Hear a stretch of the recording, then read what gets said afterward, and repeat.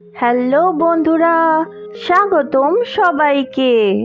এই ভিডিওটিতে রয়েছে অজন্তা গুহা চিত্রের কাহিনীগুলি। অবশ্য অভিষেক যে গুহা চিত্রগুলিকে ক্যামেরাবন্দি করেছে, আমি শুধুমাত্র সেই চিত্রের গল্পগুলোই বলছি। আর সমগ্র অজন্তা গুহার ভিডিও লিঙ্কটি রয়েছে ডেসক্রিপশন বক্সে।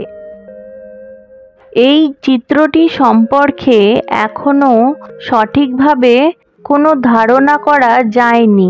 এটির নাম এবং বিবরণ এখনো অজ্ঞাত।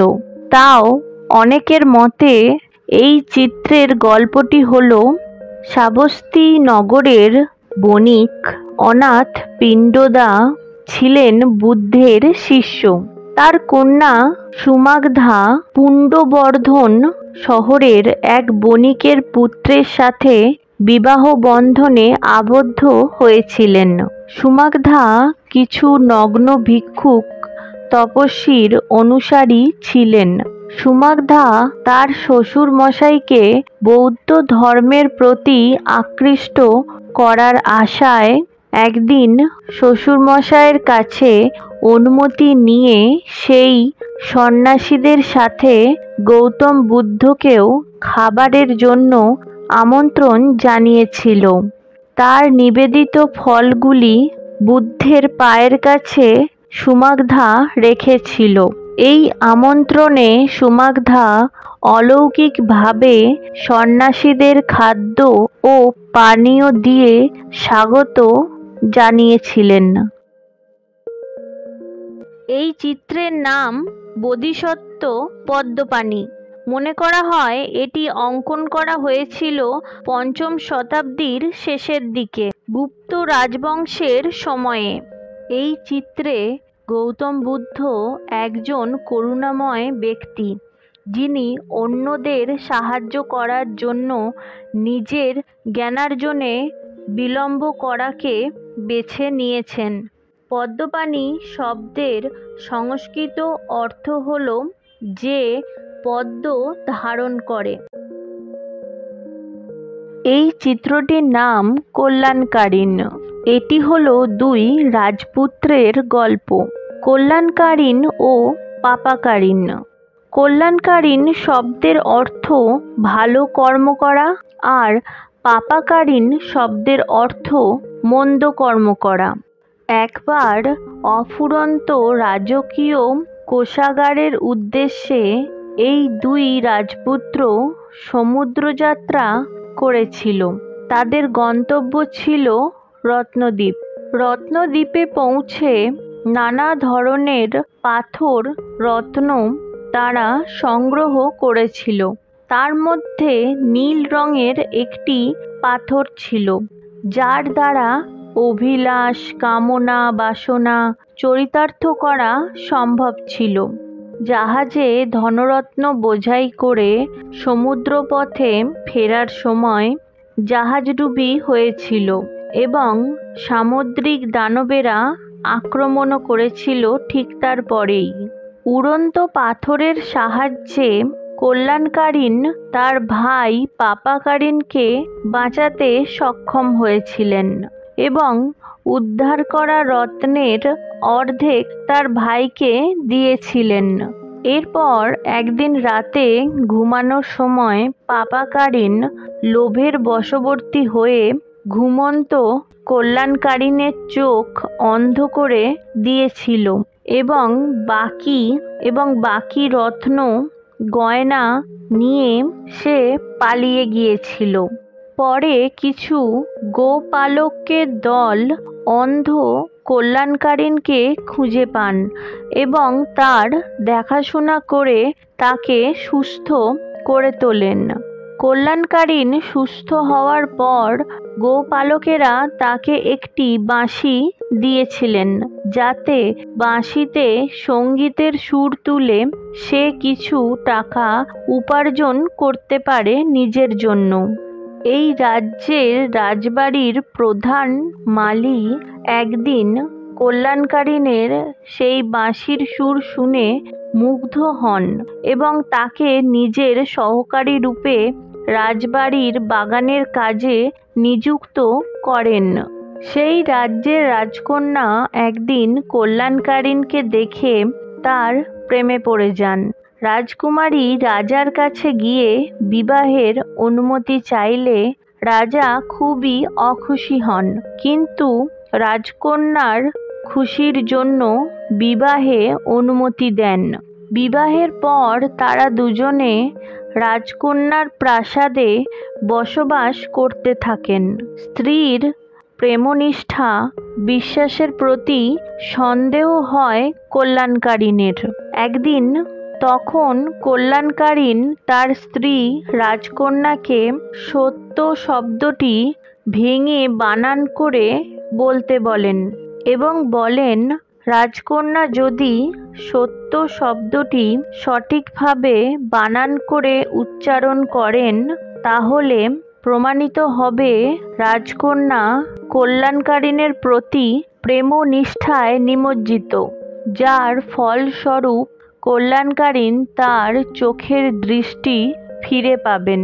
রাজকুমারী সত্য শব্দটি ভেঙে বানান করে সঠিকভাবে উচ্চারণের পরেই তিনি দেখেন কল্যাণকারিণ ধীরে ধীরে তার চোখের দৃষ্টি ফিরে পাচ্ছেন। এমন অলৌকিক ঘটনা দেখে রাজকুমারী পিতা রাজামশাইকে ডেকে আনেন। রাজা এসে সব ঘটনা দেখে অবাক হন এবং জামাইকে নতুন করে বরণ করে নেন, কারণ কল্যাণকারিণীর কথা তিনি পূর্বে শুনেছিলেন।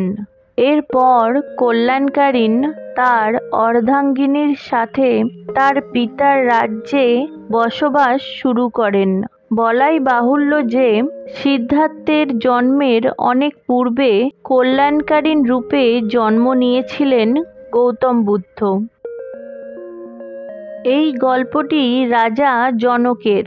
বিদেহের রাজা জনক বিশ্বাস করতেন যে একজন ব্যক্তির ইচ্ছাশক্তি হলো তার সফলতার জন্যে দায়ী। একবার ভীষণ রকম জাহাজডুবির পর তিনি তার ইচ্ছাশক্তির জোরে কিছুক্ষণ বাতাসে ভেসেছিলেন। তখন একজন দেবতা তাকে উদ্ধার করেছিলেন। এই ইচ্ছাশক্তির জোরেই তিনি মিথিলায় রাজত্ব করেছিলেন। কিন্তু রাজা জনকের লক্ষ্য ছিল জীবনের সমস্ত কামনা বাসনা থেকে মুক্তি নিয়ে সন্ন্যাসীর মতো জীবনযাপন করা। রাজদরবারের শিল্পীদের পরিবেশনা তিনি বন্ধ করে দিয়েছিলেন এবং সবুজ প্রাঙ্গণে পোষ্যদের দেখে তিনি খুশি হতেন না। তাই তিনি প্রাসাদ ছেড়ে পার্থিব জীবন ত্যাগ করার সিদ্ধান্ত নিয়েছিলেন। রাজবাড়ির 700 মহিলাও তার এই মত পরিবর্তন করতে পারেননি। একবার প্রাসাদে ভীষণ রকম আগুন লেগেছিল এবং কিছু সময় পরে উপজাতিদের দ্বারা তার রাজ্য দখল হয়েছিল, কিন্তু কিছুতেই তিনি বিচলিত হননি। রাজা তার উপদেষ্টাদের সাথে প্রাসাদ ত্যাগ করেন। তখন নারদ নামে এক সন্ন্যাসী রাজাকে জিজ্ঞাসা করেন, রাজা কেন এমন সিদ্ধান্ত গ্রহণ করেছেন? উত্তরে রাজা জনক বলেছিলেন, একজন মানুষ জিনিস ধনসম্পত্তি ছাড়া সুখী জীবনযাপন করতে পারে। রাজা তার পুত্রকে রাজ সিংহাসনে অভিষিক্ত করেন এবং তাকে ত্যাগের পথ অনুসরণ করতে বলেন। একদিন রাজা জনক কুকুরের উচ্ছিষ্ট খাবার গ্রহণ করছিলেন। সেটা দেখে রানী খুবই রেগে গেছিলেন। তখন রাজা জনক তার রানীকে বলেছিলেন, হাতের একটিমাত্র চুড়ি কখনোই শব্দ করে না। তাই তিনি স্ত্রীকে তার সঙ্গ ত্যাগ করার অনুরোধ করেছিলেন এবং বাকি জীবনটা একা থাকার সিদ্ধান্ত গ্রহণ করেছিলেন। এই রাজা জনকই ছিলেন সিদ্ধার্থের জন্মের পূর্বের গৌতম বুদ্ধের এক জন্ম। এই চিত্রের নাম শঙ্খপালা। শঙ্খপালা নামে এক নাগরাজ পার্থিব জীবন থেকে মুক্তির জন্য এক সন্ন্যাসীর কাছে যায়। সন্ন্যাসী তাকে বলেন, নাগরাজের পুনর্জন্ম হবে মানুষ রূপে। এই পুনর্জন্মের জন্য নাগরাজ শঙ্খপালাকে তপস্যা ও অনুশীলন করতে হবে। এই কথা শোনার পর নাগরাজ তপস্যায় বসেন। ঠিক এই সময়তেই যুবকের একটি দল তার নাকে দড়ির ফাঁস লাগিয়ে তাকে টেনে নিয়ে যেতে থাকে। এই ঘটনা দেখে একজন গবাদি পশু ব্যবসায়ী নাগরাজকে বন্দি অবস্থা থেকে মুক্ত করানোর জন্য গবাদি পশুর মাথা দিতে চান। দড়ির বাঁধন থেকে মুক্তির পর নাগরাজ শঙ্খপালা এই পশু ব্যবসায়ীকে জলের তলার তার রাজপ্রাসাদে আসার আমন্ত্রণ জানায়। ব্যবসায়ী নিমন্ত্রণ গ্রহণ করেন এবং 1 বছর থেকে রাজকীয় অভিজ্ঞতা লাভ করেন এবং তারপরে পৃথিবীর মাটিতে ফিরে আসেন। এরপর নাগরাজ শঙ্খপালা একজন সন্ন্যাসী হওয়ার সিদ্ধান্ত গ্রহণ করেন এবং মানুষ রূপে পুনর্জন্ম নেওয়া এবং মানুষের মতো সমস্ত যন্ত্রণা সহ্য করার জন্য আবার তপস্যায় বসেন। এই নাগরাজ শঙ্খপালা হল সিদ্ধার্থের জন্মের পূর্বের গৌতম বুদ্ধের এক জন্ম। এই ছবিটির নাম মহাসুদর্শন। মহাসুদর্শন ছিলেন প্রাচীন কুশীনগরের রাজা। সকল প্রজার প্রতি সমান দৃষ্টি ও ন্যায় বিচারের জন্য এবং রাজার প্রজাবৎসলতার জন্য রাজা সাধারণের খুবই প্রিয় পাত্র ছিলেন। একবার নগরের সাধারণ মানুষেরা সোনার গয়না ও নানা রকম মূল্যবান দ্রব্য উপহার রূপে দিয়েছিলেন। রাজা উপহার গ্রহণ করতে ইতস্তত এবং অস্বীকার করছেন দেখে সাধারণ প্রজারা জোর করে রাজাকে উপহার নিতে বাধ্য করেছিল। তখন রাজা মহাসুদর্শন নিজের অনুচর সামন্তদের সাথে পরামর্শ করে এই উপহারকে কাজে লাগিয়ে সকল ধর্মের জন্য উন্মুক্ত একটি চমৎকার মন্দির তৈরি করেছিলেন। এই মন্দিরে পরিযায়ী ব্রাহ্মণ এবং তপস্বীদের খাদ্য পানীয়ের এবং সেবা যত্নের ব্যবস্থা ছিল। রাজা নিজেও ঈশ্বর সাধনা বা ধ্যানের জন্য এই মন্দিরে যেতেন এবং তার রাজ্যের মানুষের ও পশু পাখিদের মধ্যে মঙ্গল, করুণা, আনন্দ এবং প্রশান্তি ছড়িয়ে দিতেন। এই রাজা মহাসুদর্শনই হলেন সিদ্ধার্থ জন্মের বহু পূর্বে গৌতম বুদ্ধের একটি জন্ম। এই চিত্রটির নাম নাগাকুমার। পূর্বের যুগে এক সর্প ঈগল পাখির নখের আঘাতে মারা যায়। মৃত্যুর আগে সে কিছু সন্ন্যাসীদের ধ্যান করতে দেখে এবং পরের জন্মে সন্ন্যাসী হওয়ার ইচ্ছা মনে পোষণ করে। পরের জন্মে মানুষ রূপে জন্মগ্রহণ করে সাধুত্ব অর্জন করেন। একদিন ধ্যানে বসে তিনি আগের জন্মের পিতামাতার দর্শন পান, যারা এখনো সন্তানের পরলোক গমনের কারণে শোকাহত। তখন তিনি অতিমানবী শক্তির সাহায্যে উড়ে গিয়ে আগের জন্মের পিতামাতার সঙ্গে সাক্ষাৎ করেন এবং নিজের পরিচয় প্রকাশ করেন। আগের জন্মের পিতামাতা তাকে দেখে তার পরিচয় পেয়ে খুবই খুশি হন এবং আনন্দদায়ক আহারের প্রস্তাব দেন। একদিন আগের জন্মের পিতামাতার সাথে সাক্ষাতের সময় সন্ন্যাসী তার একজন নবজাতক সন্ন্যাসীকে সাথে নিয়ে যান। সেদিন দুই সন্ন্যাসীর পাতে দুই ধরনের খাদ্য ছিল। সন্ন্যাসীর পাতে ছিল সুগন্ধময় ও চমকপ্রদ আহার এবং তার সহচর নবজাতক সন্ন্যাসীর পাতে ছিল খুব সাধারণ খাদ্য। খাদ্যের এই বৈষম্যতা দেখে নবজাতক সন্ন্যাসী খুবই রেগে যান এবং পরের জন্মে সন্ন্যাসীর সঙ্গে শত্রুতা করার প্রতিজ্ঞা করেন।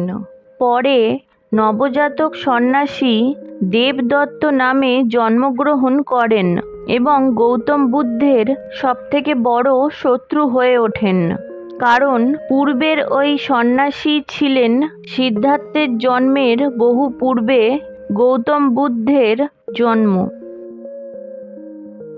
এই চিত্রটির নাম হলো ক্যাম্পাকা। একটি রানী সর্প একটি রাজদরবারে গিয়ে অভিযোগ করেছিলেন যে একজন শিকারী তার স্বামী নাগরাজকে ধরে নিয়ে যাচ্ছে সাপের প্রদর্শন ও নিজের উপার্জনের উদ্দেশ্যে। এই নাগরাজ একটি নেতৃত্ব দিচ্ছিলেন এবং একটি উপবাস পালন করছিলেন, তাই তিনি দুর্বল ছিলেন, যার কারণে তিনি বন্দী হয়েছিলেন। সকলেই জানত নাগরাজ চাইলেই সারা শহর ধ্বংস হতে পারে। এই নাগরাজের নাম ছিল ক্যাম্পাকা। রাজ দরবারে নাগারানীর সব কথা শুনে রাজা শিকারীকে সভায় ডেকে পাঠায় এবং নাগরাজকে মুক্ত করার জন্য শিকারীকে ক্ষতিপূরণ দেন। এরপর নাগরাজ অন্য রাজাকে আমন্ত্রণ জানান তার প্রাসাদে। অন্য রাজা যেহেতু ছিলেন মানব রাজা, তাই প্রথমে মানব রাজা আমন্ত্রণ প্রত্যাখ্যান করেন। পরে নাগরাজ ক্যাম্পাকা তাকে আশ্বস্ত করলে তিনি নিমন্ত্রণ গ্রহণ করেন। রাজা নাগরাজ ক্যাম্পাকার সুন্দর রাজবাড়িতে প্রবেশ করে নানা মূল্যবান দ্রব্য দেখে অবাক হয়েছিলেন।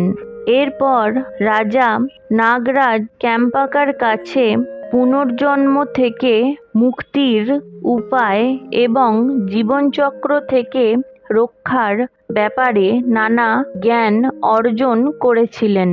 নাগরাজ ক্যাম্পাকাই ছিলেন সিদ্ধার্থের বহুযুগ আগের একটি জন্ম। এই চিত্রটির নাম প্রভাস।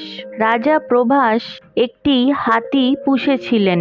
তিনি প্রাণীটিকে প্রশিক্ষণ দিয়েছিলেন এবং সিদ্ধান্ত নিয়েছিলেন রাজ প্রাঙ্গণের বাহিরে তিনি এই হাতিকে নিয়ে যাবেন। এই সময়টা ছিল হাতিদের মিলনের মরশুম।